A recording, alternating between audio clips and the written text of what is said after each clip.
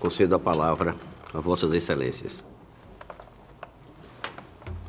Não havendo quem dela queira fazer uso, passamos à ordem do dia para relatar pela ordem a conselheira Rosa. Senhor presidente, senhoras conselheiras, senhor representante do Ministério Público junto a esta corte, tenho a relatar 7 processos e o farei em lista, presidente, como de habitual, em virtude do conteúdo dos mesmos serem semelhantes. O processo TC 12956 de 2014, a unidade Alagoas Previdência, a unidade gestora única do RPPS de Alagoas, e a interessada é Régia Cavalcante Corado. O processo TC 7991 de 2017, a unidade Alagoas Previdência, unidade gestora do RPPS-AL, e a interessada Nádia Tenório Marinho. O processo TC 3195 de 2017, a unidade é o IMPREC, o Instituto Municipal de Previdência de Cacimbinhas, e a interessada é Magnólia Alves Silva. O processo TC 10919 de 2016, IMPREC, Instituto Municipal de Previdência de Cacimbinhas, a interessada Tereza Cristina Barros Bezerra. O processo TC 10923 de 2016, a unidade é também o Instituto Municipal de Previdência de Cacimbinhas, a interessada Rita Gonçalves da Silva. O processo TC 12945 de 2017, a unidade é o Palmeira Prev, Instituto de Previdência Social do município de Palmeira dos Índios, e a interessada Célia Lúcia Oliveira Belarmino. O processo TC 9029 de 2016, a unidade é o Craíbas Prev, Instituto de Previdência, Aposentadorias e Pensões dos Servidores de Craíbas. A interessada Maria de Lourdes da Silva. Quanto à instrução processual dos feitos relatados nesta oportunidade, registra-se a presença dos documentos indispensáveis para suas apreciações, bem como, anote-se, a escorreita elaboração de seus cálculos, consoante atesta a manifestação da seção de aposentadorias, reformas e pensões deste egrégio tribunal. Depreende-se ainda da instrução processual que todos os processos receberam pareceres favoráveis do Ministério Público de Contas, oportunidade em que manifestou seu entendimento pela legalidade e respectivos registros.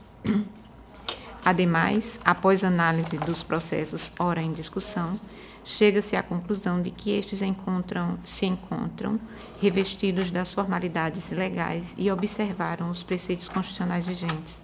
Neste sentido, e utilizando as atribuições a nós concedidas, voto pela legalidade da concessão das aposentadorias voluntárias ora apreciadas e seus respectivos registros na forma do artigo 97, inciso 3º, a linha B da Constituição Estadual, combinado com o artigo 1º, inciso 3º, a linha B da Lei Orgânica do Tribunal de Contas do Estado de Alagoas. É como voto, presidente.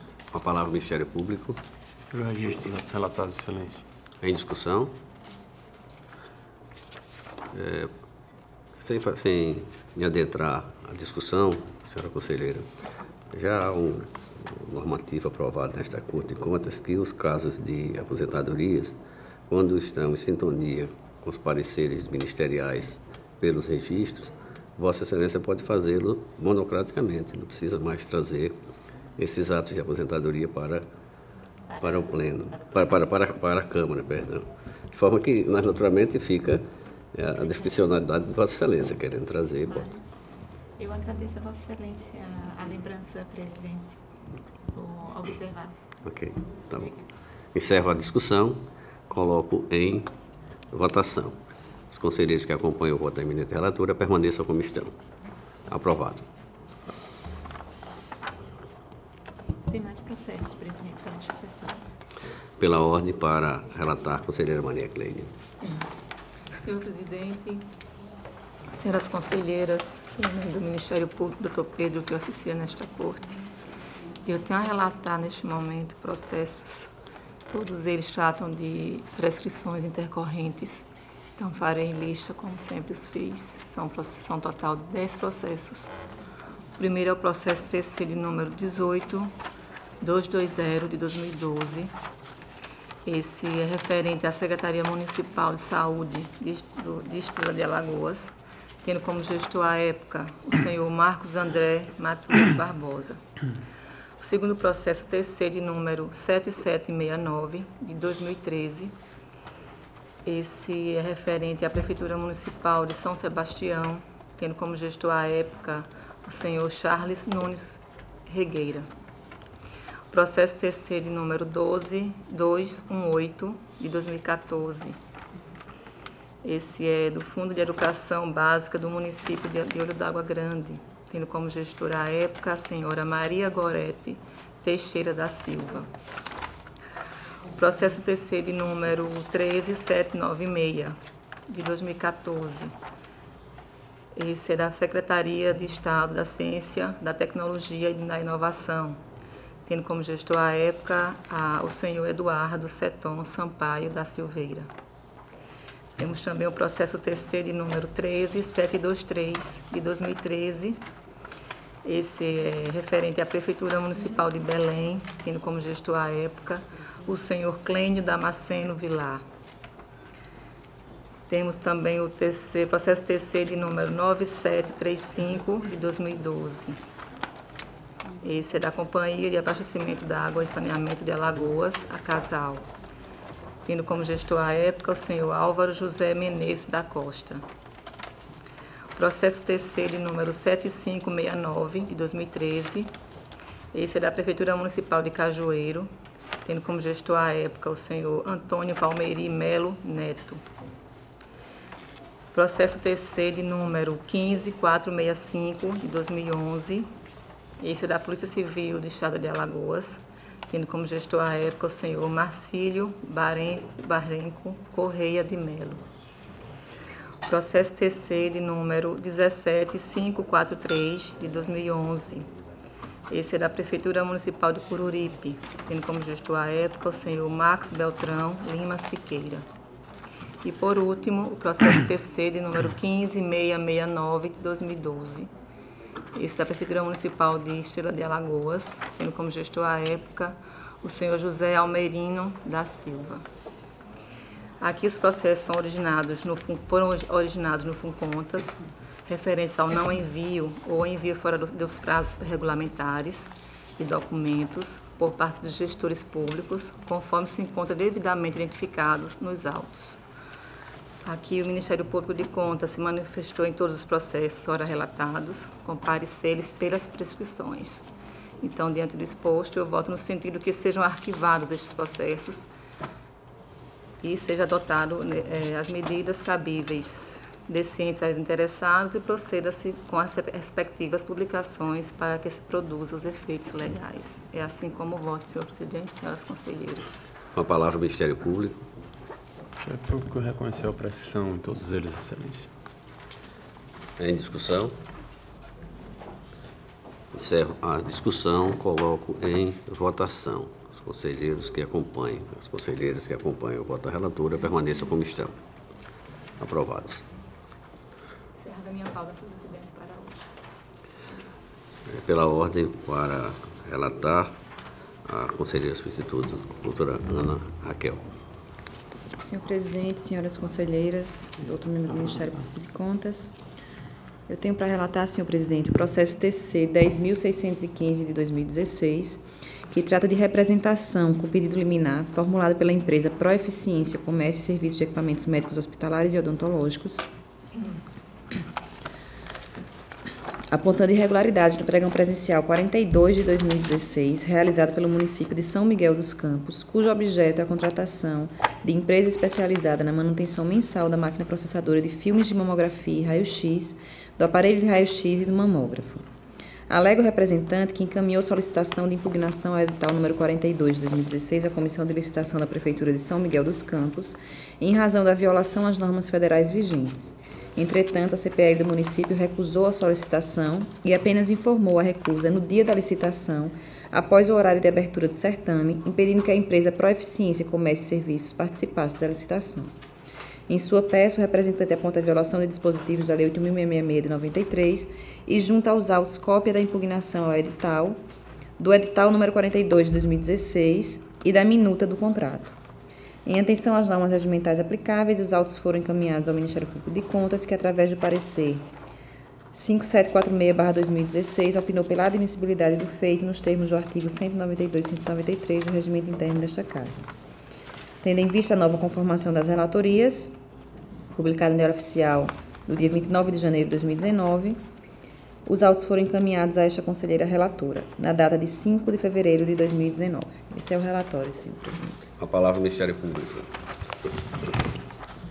Excelência, eu, antes de me manifestar, gostaria de fazer uma explicação preliminar que trata de representação intentada no ano 2016.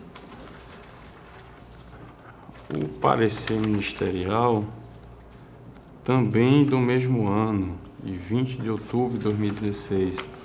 Eu não tenho acesso aqui à data do protocolo da representação. Mas há pedido de liminar, há pedido cautelar nesse processo, que agora está sendo levado à Câmara, ou antigamente era o plenário, né, para a sua manifestação. Então, excelências, eu chamo a atenção aqui, eu entendo e é necessário também pontuar que a conselheira Ana Raquel assumiu esse processo recentemente com a nova distribuição das relatorias e bem pontuou no seu relatório. E eu não seria...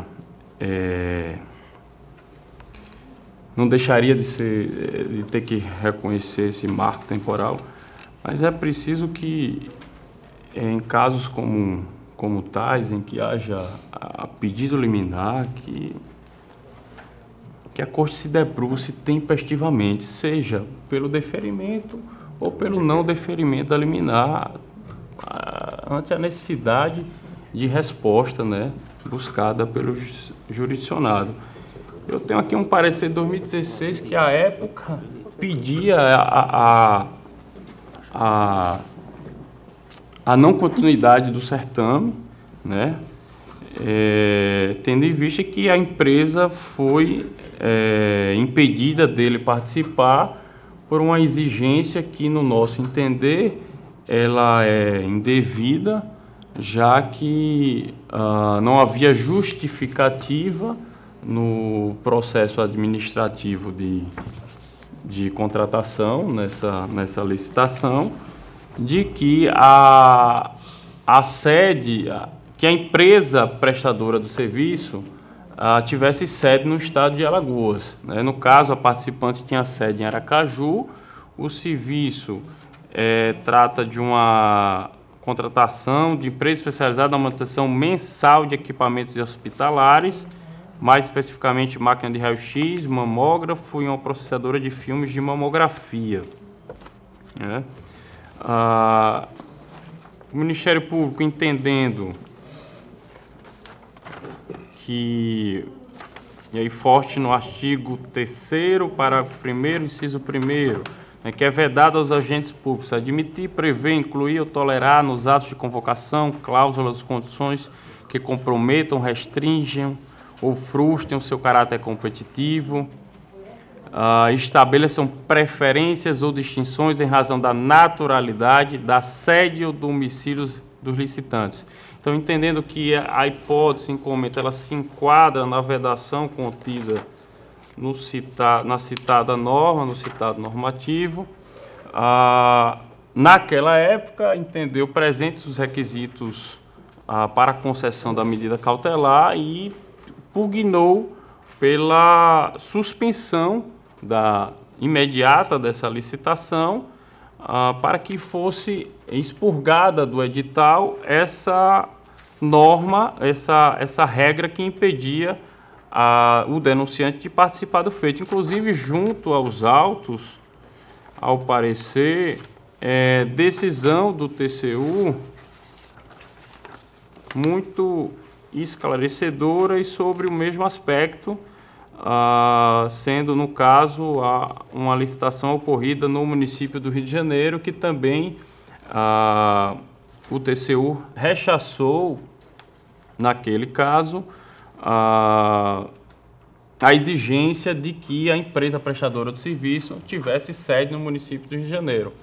Na verdade, essa exigência ela deve estar demonstrada, né? Deve haver uma justificativa suficiente e deve ser pertinente à realização do objeto. Se a exigência é totalmente desconecta à realização do objeto contratado, não há sentido de se fazer exigência como tal e ela seria indevida e restringidora da competição. Então, nesse sentido, o Ministério Público pugnou pela concessão da cautelar. Eu não sei em que estado o feito se encontra, se o contrato já se extinguiu, se não, mas é preciso que façamos uma reflexão sobre a tempestividade das nossas atuações. É a manifestação, Excelência. A palavra conselheira substituta, doutora Ana Raquel. Senhor presidente, senhores conselheiros, eu peço licença para deixar de fazer a leitura aqui da competência, posto que processos licitatórios é notório a competência desta Corte, e passo a fazer a leitura da admissibilidade. Os pressupostos de admissibilidade da denúncia ou representação estão indicados na Lei Orgânica do TCE, artigo 43, na Resolução Normativa 3 de 2001, artigo 191, que estabelece em síntese que a representação 1. Se refere à matéria de competência do Tribunal de Contas. 2. Se refere ao administrador ou responsável sujeito à sua jurisdição. 3. Contenha o nome, a qualificação e o endereço do denunciante ou representante e esteja acompanhada de prova ou indício quanto ao fato ou existência da ilegalidade ou irregularidade.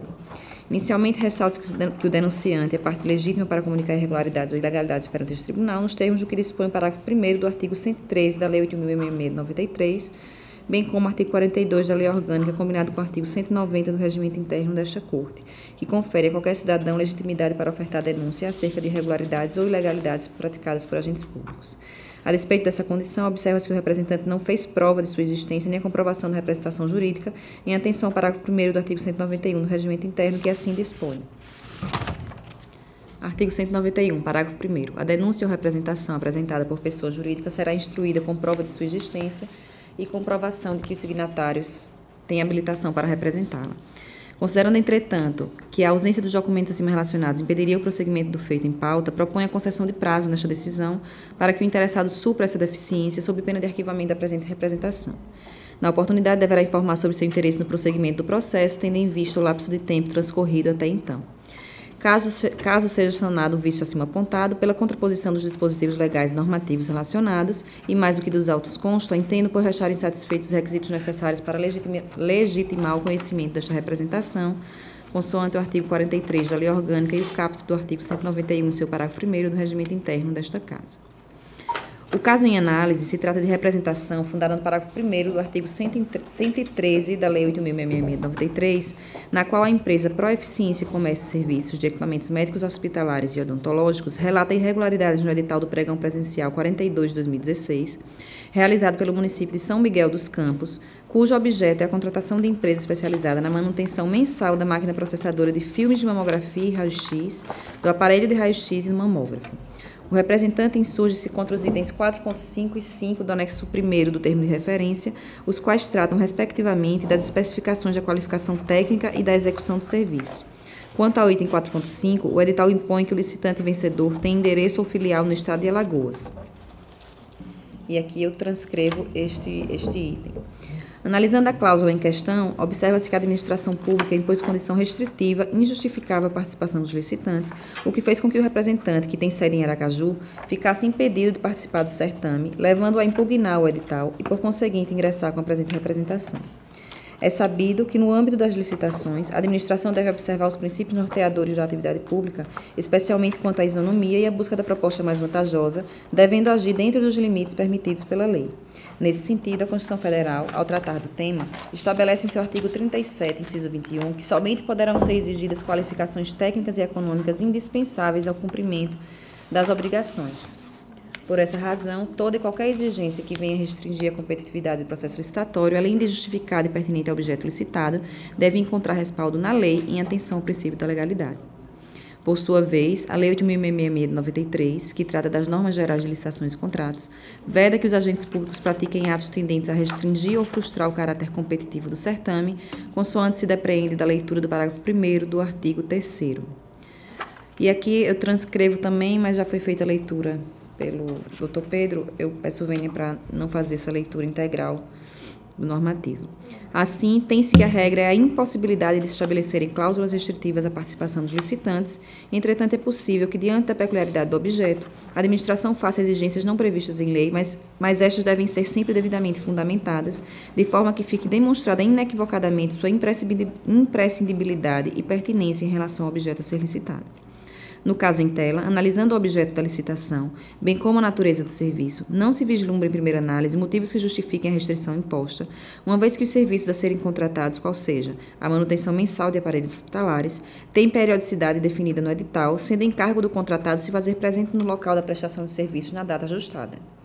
Quanto ao item 5, que trata da execução do serviço, o representante insurge-se contra a cláusula que estabelece o agendamento de vistoria, alegando que somente seria legítima a exigência de visita prévia, quando é essencial para o cumprimento das obrigações contratuais. E aqui eu transcrevo o item mencionado e vou fazer a leitura. A vistoria deverá ser previamente agendada com os responsáveis por meio dos telefones ou endereços relacionados. E aqui traz a relação desses telefones e endereços. Analisando o trecho acima e ainda tendo em vista o serviço a ser prestado pela empresa vencedora, que é a manutenção mensal de aparelhos hospitalares relacionados no edital, o que se entende, em análise superficial, é que a exigência feita no edital é inerente ao próprio serviço licitado. Explico. O contratado deve previamente agendar com os responsáveis o dia em que fará a vistoria mensal para prestar o serviço contratado. O objetivo é que o hospital tenha conhecimento do dia em que será feito o acompanhamento de manutenção do maquinário hospitalar. Friso que o exposto acima trata de uma análise sumária própria desse momento processual e feita a partir das alegações e dos documentos constantes nos autos. Entretanto, é necessário que esta Corte de Contas, no uso de suas atribuições legais e regimentais, proceda a uma análise cognitiva mais aprofundada das alegações feitas pelo representante a fim de verificar a ilegalidade das cláusulas postas e restrição ao caráter competitivo do certame. No que tange ao pedido de medida cautelar feito pelo representante, sabe-se que a função da concessão da tutela antecipada é dar maior efetividade ao processo, de forma a contornar o tempo demandado pelo exercício do controle exercido pelo Tribunal de Contas. A sua concessão deve observar a presença da probabilidade do direito alegado e o perigo de dano ou risco do resultado útil do processo, em razão da demora para obter um provimento de mérito.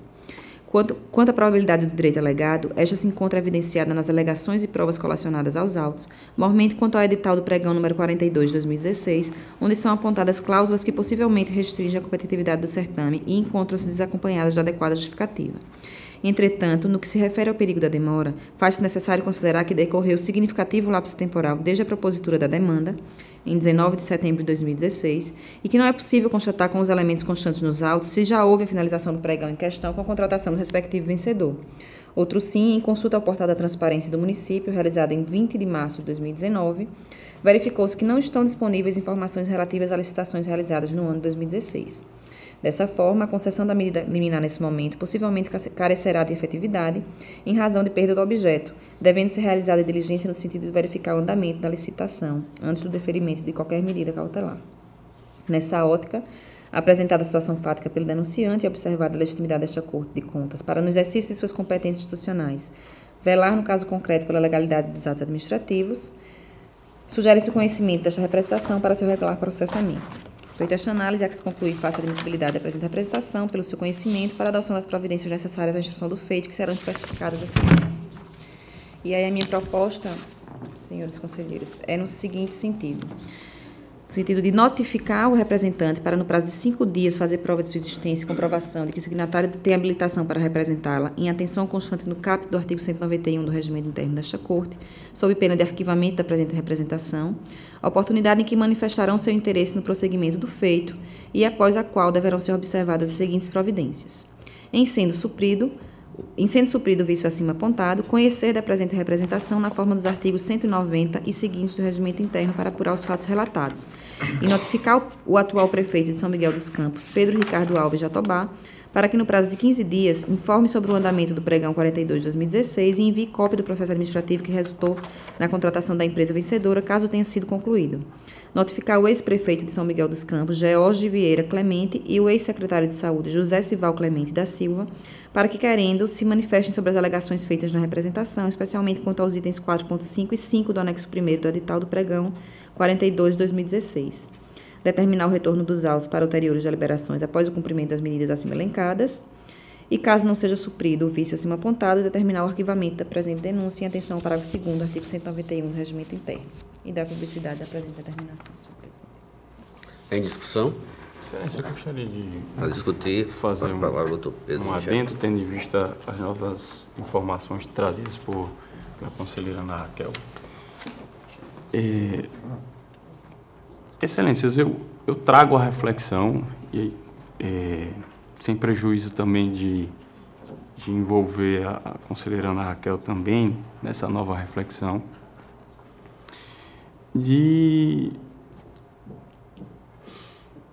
da ainda necessidade de uma concessão de cautelar, mas não no sentido da suspensão do pregão, porque nem sabemos se...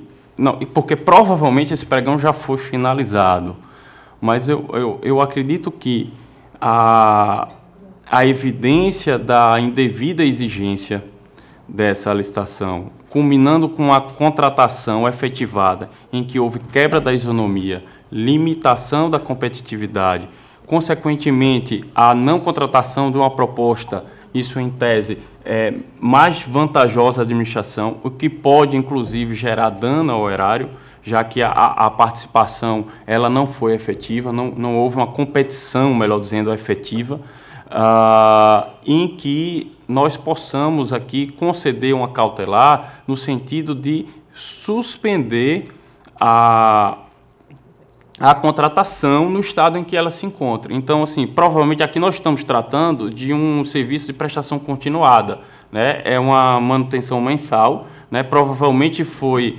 aqui ela contratada por 12 meses e com permissivo da lei até 60 meses com as prorrogações. Esses pagamentos são mensais, fatalmente o contrato ainda está em vigor e poderíamos, nesse caso, nesse momento, poderíamos inclusive, como medida cautelar e aí não antecipatória, já que a cautelar ela teria natureza somente instrumental, nós suspenderíamos os efeitos dessa contratação e os consequentes pagamentos até a análise meritória. E como preliminar, já que foi levantada a conselheira Ana Raquel, também trago uma outra reflexão à Corte em virtude da necessidade de se fazer, né, a pessoa jurídica instruída com prova de sua exigência e comprovação de signatários tem habilitação para representá-la. É perfeita a norma, existe no nosso regimento interno, mas eu levo à consideração de Vossas Excelências. Se qualquer cidadão, no artigo 190 caput, ele pode denunciar ao Tribunal de Contas, a empresa ela tem um signatário, e ele é um cidadão, então ele não se desinveste dessa condição, não se desinveste da condição de cidadão. Então, nesse sentido, eu acredito que essa formalidade pode ser suprida pela regra autorizativa contida no 190, já que autoriza qualquer cidadão a apresentar denúncia ao Tribunal de Contas, né? Há uma regra, né, que diz que quando for feita por pessoa jurídica, né, nós sabemos que há a separação entre a pessoa jurídica e a pessoa física, mas não existe pessoa jurídica que não seja movimentada e que expresse sua vontade através de uma pessoa física. Então, lá, a denúncia foi subscrita por uma pessoa física e que, até que se prove em contrário, que não esteja os direitos políticos suspensos, ele ostenta a condição de cidadão. E, por essa razão, acredito que nós podíamos ultrapassar essa fase e até considerando a defasagem no tempo, né, já que estamos aqui na contramão do tempo, uma representação de 2016 com pedido de cautelar, e a gente pudesse ultrapassar essa fase preliminar, receber essa denúncia e conceder a cautelar para suspender a contratação e seus respectivos pagamentos. Então, essa é a reflexão que eu trago aqui à Corte, e inclui Vossa Excelência, embora tenha se debruçado perfeitamente sobre os autos e tenha trazido proposta em sentido contrário. Obrigado, Excelência.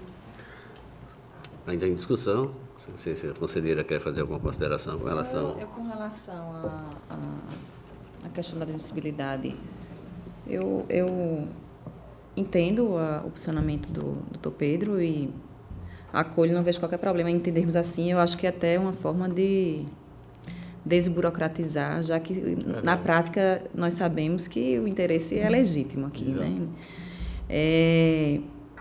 Com relação à concessão da liminar, a concessão da cautelar, aí eu deixo Vossas Excelências para decidirem, né? Na verdade, eu aqui estou como proposta de voto, Vossas Excelências é quem tem que decidir com relação a essa questão. E se concede uma cautelar, enfim. Continua em discussão nesse caso. Conselheira Rosa. Com as colocações do Ministério Público, com relação à concessão da cautelar, eu acho um tanto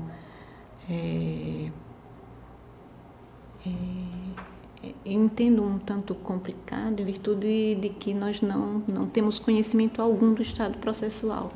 Então, é como se nós estivéssemos a conceder simplesmente uma cautelar sem conhecimento, sem nenhum indicativo do que seria necessário para a concessão da mesma, que seria o periculum in moro, fumus boniuri. Então, estaria absolutamente a decidirmos num escuro total, né? Então, eu já, com relação a isso, eu já não entendo que deveríamos, mesmo observando que houve um prejuízo, vamos dizer assim, pelo retardamento do processo ser examinado, né? Mas também não podemos superar uma deficiência como uma outra que nos traria uma situação tanto temerária, vamos dizer assim. É como pensamos. No mais, eu acompanho integralmente a proposta de voto trazida pela conselheira. Senhor presidente, eu também entendo que a sugestão do Ministério Público realmente faz todo sentido, mas nós temos aí um lapso temporal de 2 anos, pelo menos. Eu acho que seria justo ouvirmos como foi feito a proposta de voto, querendo ouvir em que pé está essa licitação. Então, eu entendo que seja feito aberto agora esse contraditório, que ele venha aos autos, e daí acho que ficaria mais seguro, que aí nós podíamos agir dessa forma como pensa o Ministério Público. Então, eu acompanho a proposta de voto da conselheira Ana Raquel, o entendimento dela.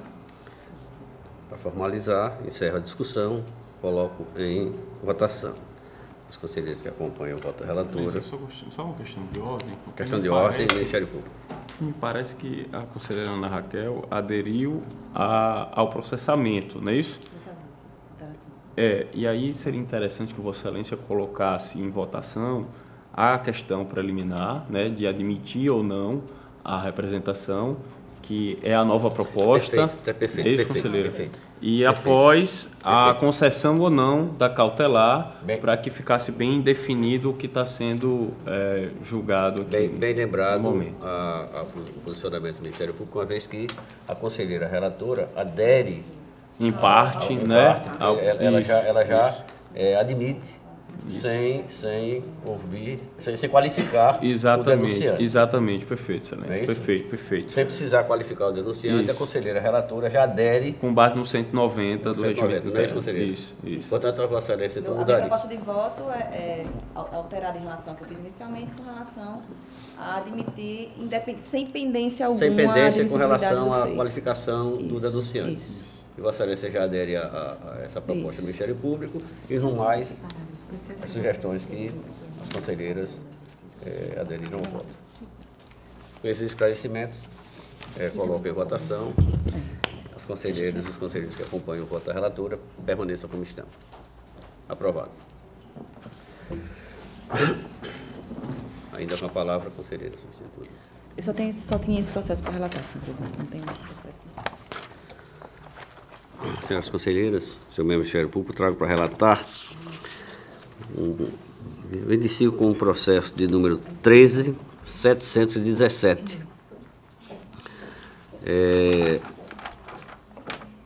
A unidade é o município de Santana do Mundaú, Alagoas, responsável a senhora Keliane Correia de Almeida, então gestora da Câmara Municipal de Santana do Mundaú. A aludida gestora havia sido multada em descumprimento do calendário das obrigações pelo não envio da terceira remessa de SICAP correspondente ao mês de maio e junho de 2016. Entretanto, nos autos, ela comprova que essa documentação foi enviada em tempo hábil e nós acolhemos essa defesa e suspendemos a aplicação da multa, sugerindo seu arquivamento, inclusive consta nos autos pronunciamento do Ministério Público pelo acolhimento da defesa. Com a palavra o Ministério Público.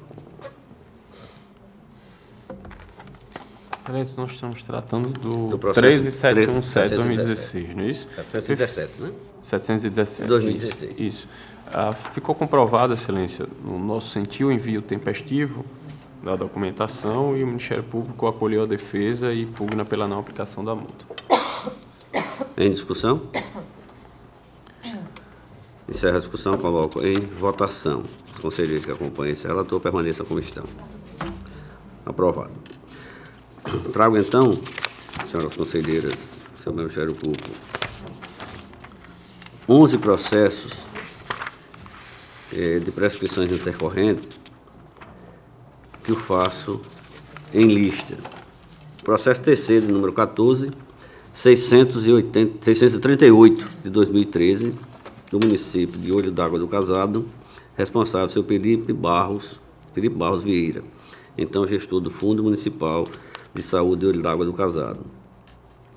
Estamos adotando a prescrição intercorrente, extinção do processo com resolução de mérito, que é o voto parecer, e nós acompanhamos o mesmo.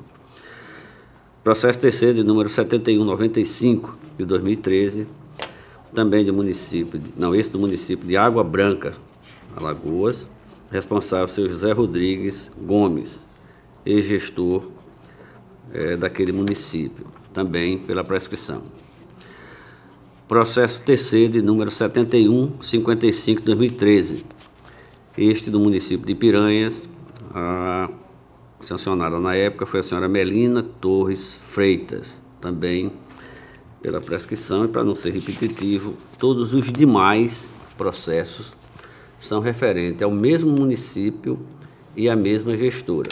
Portanto, vou só trazer o número do processo para que fique registrado. Processo TC 7154 2013, processo 7151 de 2013, processo 7098 de 2013, processo 7096 de 2013, processo 7095 de 2013, processo 1034 de 2013, processo 988 de 2013 e o processo 401 294 de 2013. Como disse, repito, do mesmo município, da mesma gestora, em todos esses processos pela prescrição intercorrente e a prescrição da pretensão punitiva e arquivamento do feito.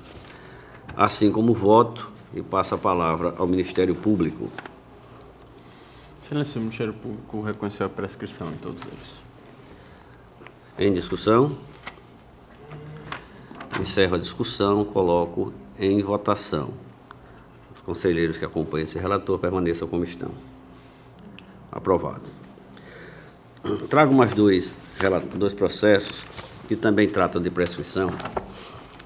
Informo a Vossas Excelências, só para fazer um pequeno breviário, que eles não estão nessa lista, e porque nós, quando encaminhamos este processo para avaliação da prescrição ao Ministério Público, o relator, inclusive, foi o doutor Pedro Barbosa, que verificou o processo e, como é que se diz? Ratificou o parecer já exarado nos autos. Mas nós verificamos em nosso gabinete, e trago aqui algumas informações, que esses processos padecem da prescrição. Inclusive, que no processo 7128 de 2011, esse processo foi assinado, o contrato, em 11 de 2010, e a data da notificação foi em julho de 2015. Portanto, padece desta prescrição intercorrente. E o processo 7237 de 2010, também ele haveria sido assinado em junho de 2009, e a notificação foi em agosto de 2015. Verificando essas situações, nós votamos pela prescrição de ambos os processos e solicito em mesa o posicionamento do eminente procurador do Ministério Público, doutor Pedro Barbosa. Excelência, eu nesse momento eu não tenho como me manifestar sobre a prescrição, em virtude de que preciso conhecer os autos e verificar a ocorrência em tese de marcos interruptivos e suspensivos. Mas, em tese, eu posso me manifestar que, havendo completamente paralisado, estando o processo completamente paralisado por mais de 3 anos, é caso de prescrição intercorrente, sem dúvida alguma. A razão para minha manifestação de meritória, naquele caso, e aplicação de multa, é que, no tempo em que é exarado o parecer, não havia nesta corte a discussão sobre o estudo da prescrição. Eu até estava conversando antes de vir à Câmara com o assessor doutor Gustavo e bem pontuei isso. Então, não havia naquele momento, é claro que outros tribunais já o faziam, mas ainda não tínhamos chegado a um consenso sobre a aplicação da prescrição no âmbito da Corte de Contas Estadual alagoana. E naquele momento foi exarado, não foi feita uma análise do Instituto e foi, sim, feito um parecer de mérito pela aplicação da multa, o que nada impede que o relator, de ofício, sem que precise novamente enviar os autos ao Ministério Público, ele entenda e reconheça a ocorrência da prescrição nesses casos. Então, Excelência, a minha manifestação, como não poderia deixar de ser, e por lealdade ao que está exposto nos autos, é pela ratificação do que foi manifestado, obviamente. Mas, em tese, é possível, sim, e aqui me manifesto, pela ocorrência da prescrição, desde que o processo esteja paralisado, completamente paralisado, pendente de mero despacho, por mais de 3 anos. Manifestação, Excelência. Só informando a Vossas Excelências que é o caso em tela. Os processos ficaram parados até mais de 5 anos. Em discussão? Encerro a discussão, coloco em votação. Os conselheiros que acompanham esse relator permaneçam como estão. Aprovado. Não tendo também mais processo a relatar, passo a hora do expediente e concedo a palavra a Vossas Excelências. Não tendo quem dela queira fazer uso, encerro. Pois não? 7237, vamos verificar aqui. Eu acho que sim, 72.